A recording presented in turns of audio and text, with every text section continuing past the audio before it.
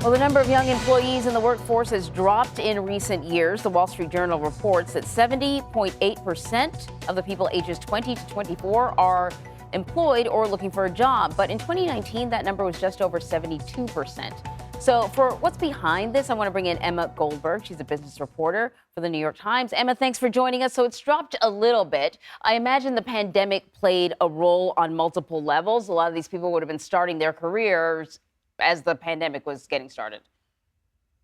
Absolutely. It's a challenging time to be a young person navigating the workforce and establishing a career. For one thing, there was a lot of learning loss that occurred during the pandemic. There was disruption to people's college experiences, not to mention their experiences starting out a career and looking for a job. There has been a slight increase in people pursuing graduate education, so it's possible that that's contributing. And something that my reporting has pointed to is just all the cultural differences that young workers are bringing into the workplace, partly as a result of the disruption they've experienced. They're setting more boundaries between their work and life.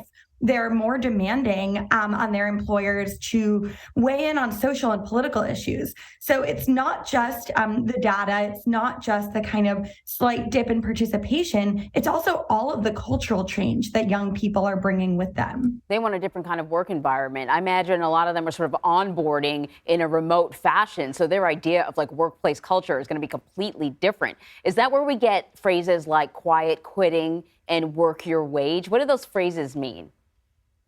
I'm glad you brought those up because I do think what's really important is unpacking what are the facts, what's the data, and what are sort of the TikTok trends.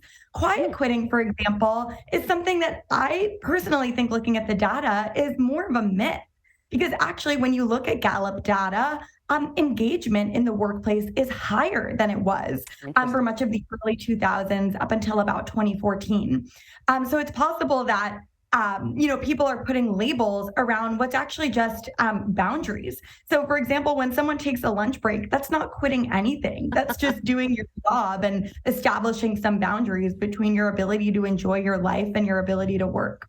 That is hilarious because as a Gen Xer, I don't understand any of what you were talking about. But yeah, a lunch break? That's a novel idea. That is such a good, this is a good conversation. I wish we had more time to talk a little bit more about the way cultures are changing within the workplace. Emma Goldberg, I hope we can have you back. Yeah, thanks so much for having me on.